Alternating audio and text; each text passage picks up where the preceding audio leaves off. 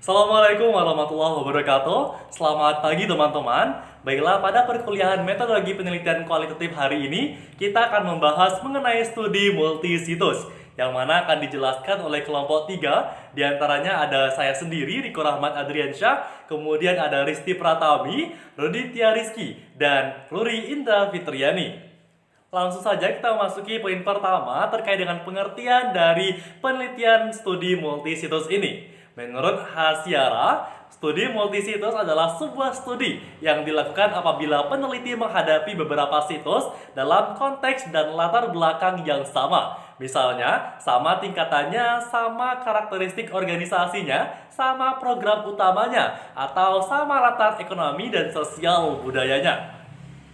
Kemudian juga menurut Audet dan De Amboise, penelitian studi multisitus merupakan penelitian yang menggunakan pendekatan kualitatif di mana dirancang untuk memperoleh atau mendapatkan pengetahuan yang mendalam mengenai fenomena dari suatu organisasi yang hampir tidak pernah diteliti atau bersifat unik.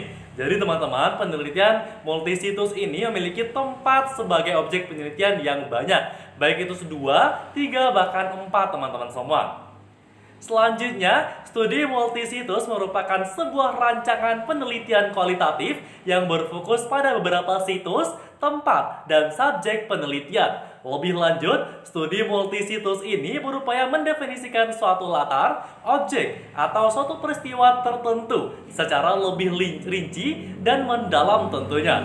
Sehingga studi multisitus ini tidak hanya meneliti sampai di permukaan saja, tetapi harus sampai ke akar-akarnya atau benar-benar terperinci secara mendalam. Selanjutnya akan dijelaskan oleh rekan saya. Baiklah, kita akan beralih membahas mengenai tujuan dari studi multisitus.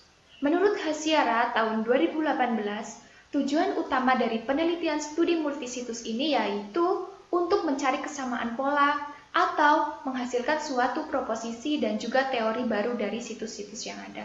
Jadi, tujuan yang paling penting dari penelitian studi multisitus ini tak lain yakni mencari kesamaan pola sehingga nantinya diharapkan muncul suatu teori baru dari situs-situs yang ada tersebut. Menurut Hasiara tahun 2018, analisis yang tepat digunakan ialah analisis induksi analitik termodifikasi atau Modified Analytic Induction, di mana temuan situs pertama ini nantinya diinduksi ke situs kedua. Selanjutnya, hasil induksi kedua situs ini diinduksi ke situs ketiga dan seterusnya, sampai nantinya peneliti menghasilkan suatu pola, proposisi, atau teori baru dari situs-situs tersebut.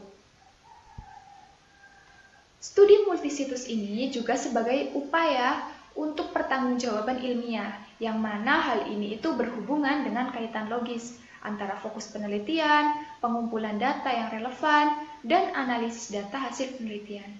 Suatu penelitian dengan studi multisitus ini dilakukan secara berurutan, mulai dari latar A, lalu dilanjut ke latar B, mungkin saja bisa dilanjut ke latar C, dan seterusnya dengan melihat kesamaan polanya dari situs-situs atau latar-latar yang diteliti oleh peneliti.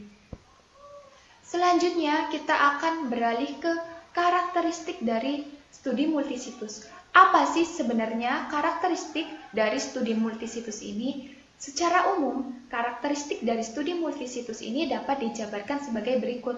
Yang pertama, digunakan dalam rangka mengembangkan teori yang diangkat dari latar penelitian yang sama. Lalu yang kedua ini, biasanya itu menghasilkan teori yang dapat ditransfer ke situasi yang lebih luas dan juga umum. Yang ketiga, cenderung mempunyai banyak situs, bisa 2 atau 3. Lalu yang keempat ini berusaha untuk mendeskripsikan suatu latar, objek, atau peristiwa tertentu secara rinci dan juga mendalam. Selanjutnya akan dilanjutkan oleh rekan saya. Baik, karakteristik selanjutnya adalah pengumpulan data dilakukan secara bertahap. Penelitian ini dilakukan sampai pada tingkat kejenuhan data, dan selama itu pula dilakukan kategorisasi dalam tema-tema yang berkaitan. Menurut Winarni tahun 2018, teknik pengumpulan data dapat dilakukan dengan observasi atau pengamatan, interview atau wawancara, kuesioner atau angket, dokumentasi, dan triangulasi atau gabungan. Menurut Irwandi dan kawan-kawan tahun 2016, karakteristik studi multisitus yakni subjek penelitian pada situs penelitiannya sama yang mana melibatkan beberapa lokasi penelitian. Berikut adalah contoh riset studi multisitus yang berjudul Pengelolaan Program Kewirausahaan di Sekolah Menengah Atas di Daerah Istimewa Yogyakarta dari Aji Setiawan. Berikutnya akan dijelaskan oleh rekan saya. Selanjutnya adalah mengenai analisis. Yang pertama, observasi. Peneliti ikut serta dalam mengamati kegiatan program kewirausahaan di 4 SMA tersebut. Yang kedua, wawancara mendalam. Peneliti melakukan wawancara dengan pihak informan, baik itu koordinator ataupun guru, terkait topik penelitian yang diambil. Yang ketiga, dokumentasi. Peneliti mendokumentasikan kegiatan kewirausahaan baik berupa foto, video, laporan keuangan, kegiatan jual beli, laporan penggunaan, modal dari sekolah.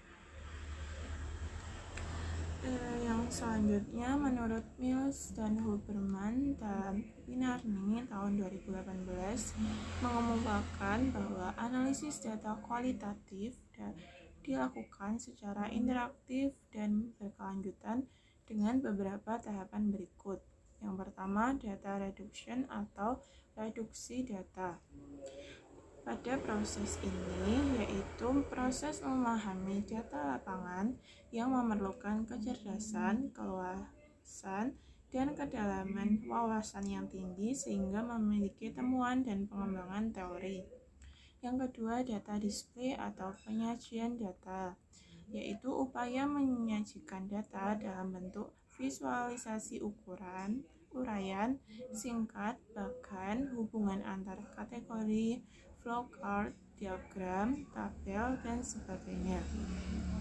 Yang terakhir yaitu conclusion driving atau verification, yaitu penarikan kesimpulan dan verifikasi.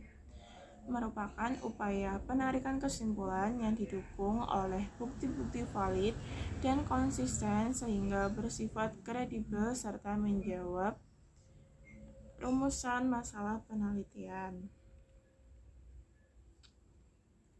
Yang selanjutnya, kegiatan pengelolaan kewirausahaan yang diteliti dalam hal ini meliputi 3, yaitu perencanaan program kewirausahaan, pelaksanaan program kewirausahaan, dan yang ketiga, evaluasi program kewirausahaan. Kegiatan analisis data yang dilakukan sebagai berikut.